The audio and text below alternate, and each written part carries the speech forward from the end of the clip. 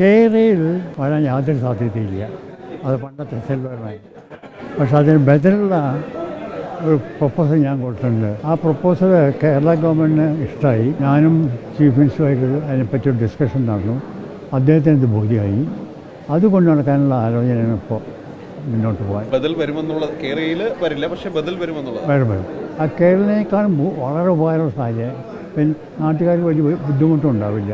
Land acquisition problem അധികം വരില്ല. അത് വരാൻ നല്ല സാധ്യതയുണ്ട്.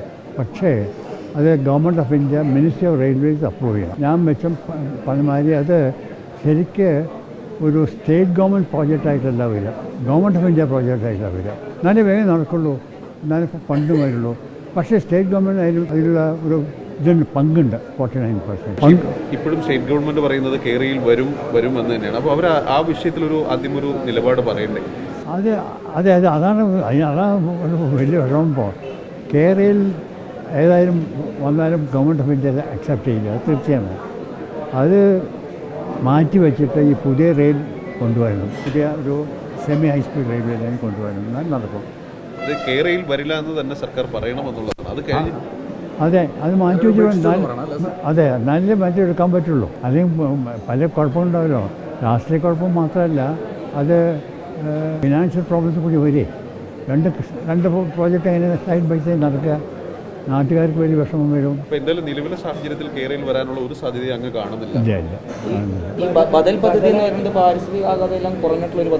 വളരെ കുറഞ്ഞത് പരിസ്ഥിതി. അതുകൊണ്ട് നാട്ടുകാർക്ക് വലിയ വിഷമം ഉണ്ടാവില്ല, ലാൻഡ് അക്വിസിഷൻ ബുദ്ധിമുട്ടുണ്ടാവില്ല.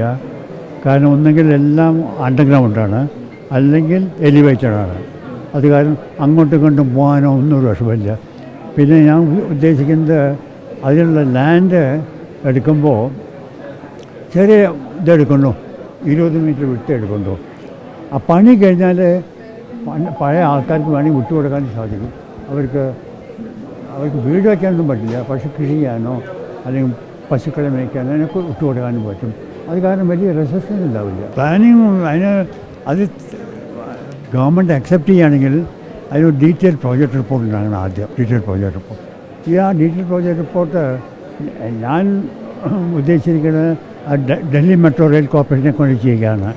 കാരണം അതുപോലെ ഒരു പ്രോജക്റ്റ് ഇപ്പോൾ മുമ്പുണ്ടാക്കിയിട്ടുണ്ട് 2016. എല്ലാ ഡാറ്റയും ഒക്കെ അവരുടെ കയ്യിലുണ്ട്. അപ്പോൾ അവരാണെങ്കിൽ വേഗം ചെയ്ത് തീർക്കും. ഡീറ്റെയിൽ പ്രോജക്റ്റ് റിപ്പോർട്ട് ഉണ്ടാക്കിയിട്ട് എന്നിട്ട് ഗവൺമെൻറ് ഓഫ് ഇന്ത്യ അത് അക്സെപ്റ്റ് ചെയ്താൽ. അപ്പോൾ CMൻ്റെ ഉദ്ദേശം എന്താണെന്ന് വെച്ചാൽ ആ പ്രോജക്റ്റ് ഗവൺമെൻറ് ഓഫ് ഇന്ത്യ ചെയ്യാൻ തയ്യാറാണെന്നൊരു അഷുറൻസ് മാതിരി കിട്ടണം.